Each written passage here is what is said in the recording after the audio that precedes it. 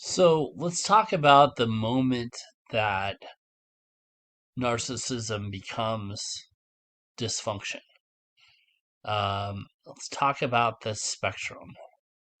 The thesis is probably 20% of the population is narcissist, right? So we'd say 10 to 20% of varying degrees, some extreme, some just have narcissistic uh, dominant, like it's an identity.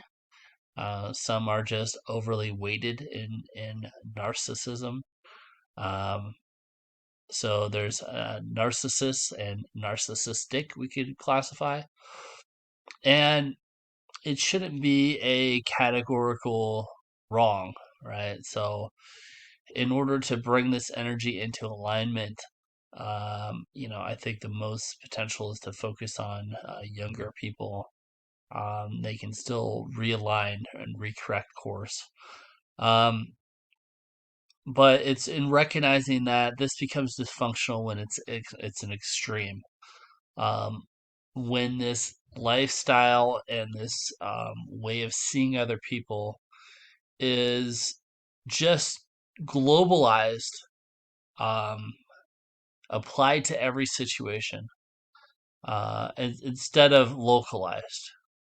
And it's an important distinction to make when kind of understanding development. Um, so we say the genesis. Imagine like between 9 and 12, you're put into a chaotic situation, or an environment of chaos, and you realize or begin to associate that controlling other people is the way to internal stability, and is the way to self esteem. So that is stability and importance, right? Some core fundamental human needs and orientations. And it's going to be true to a certain extent. I mean, to be able to influence other people is can be a good thing. If it's in their own interest, if it's in your interest, to be able to influence people is a powerful thing. It's a positive thing. Um, the problem, of course, becomes when it is not wanting them to other people to have their own agency and not have their own gifts and have their own power to influence you. Because two heads are better than one ultimately. But that takes trust to be able to build that type of partnership, whether that's a relationship, whether that's a work relationship, whatever it is.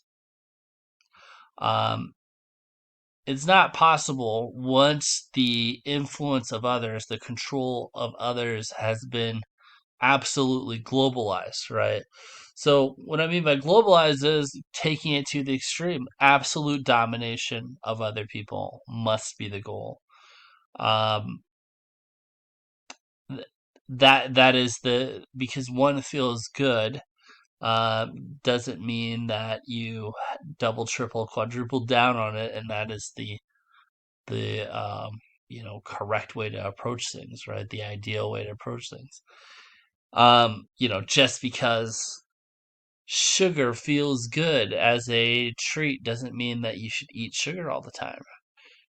It's the same principle, and so that is the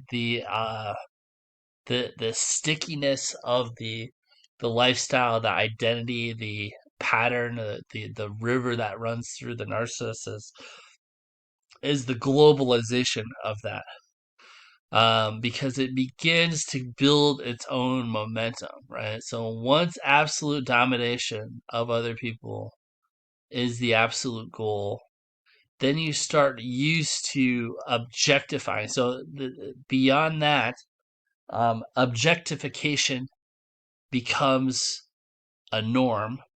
So other people are just objects to use for your own power, and you get used to compartmentalizing, right? So you get used to ignoring suffering that you cause them, um, in pursuit of your own aims and your own game at this point, which is absolute domination to gain a sense of control and importance. Um, that is a pleasure, and it's a poison, right? So if you're so fixated on the only way you get pleasure from other people is by controlling them, you can't really connect with them at the same time, right? Um, People that you control completely, you cannot grow from. Um, that is another inherent um, toxicity that just becomes the norm, right? So if you're hyper oriented towards using other people, um, you cannot connect with them. You cannot grow from them. Um, and you cannot have that full spectrum convergence and synergy. You can only have this short term high, which is the bait and seduction period. And this occurs in friendships and relationships and anything with a narcissistic orientation. And then you have a kind of perverse high of the devaluation as you bring them more and more under your control. There's a kind of, I mean, it is a high, but it is a distortion because you're now suppressing other elements of your own natural disposition, right? Suppressing your inherent interest to look out for another person's well-being, for example. And that becomes a norm too. And it all becomes a kind of snowball of of dysfunction, and a lot of times it becomes you identify with it, and more and more, um, it just kind of feeds on itself, and it is very difficult to escape. And that is the reality of a lot of people's development. It is emotionally subtle to see that it is pleasurable and poisonous at the same time. And it takes a lot of self awareness to recognize that, and a lot of uh, pain, really, to get beyond that if they do get beyond that in the lifetime. What we can say for their victims or the people subject to this is a lot of times the empaths will seek recovery from this, so they can evolve, they can develop thicker skin, they can learn how to recognize these patterns and avoid them.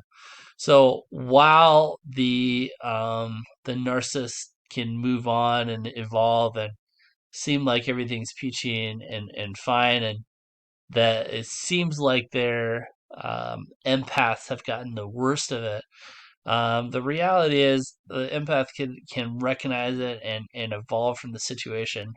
And part of that evolution is recognizing the nature of the narcissistic predator and their fundamental paradox, where normal development goes wrong and how they became how they are. You're not going to heal them, but it is potential that you can heal yourself by seeing the pattern. And also, like with children who haven't developed the kind of momentum that an adult would in narcissism, you can help unwind how that, uh, developing that healthy give and take in emotional relationships needs to be established for that full spectrum experience. So it's just not haphazard. It's just not me using people to benefit myself. Um, Teaching people to have the power of the win-win. So that is the moment where narcissism goes wrong.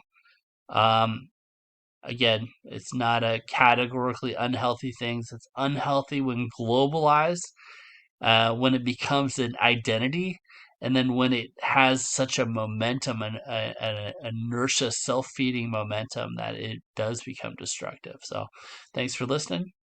Take care.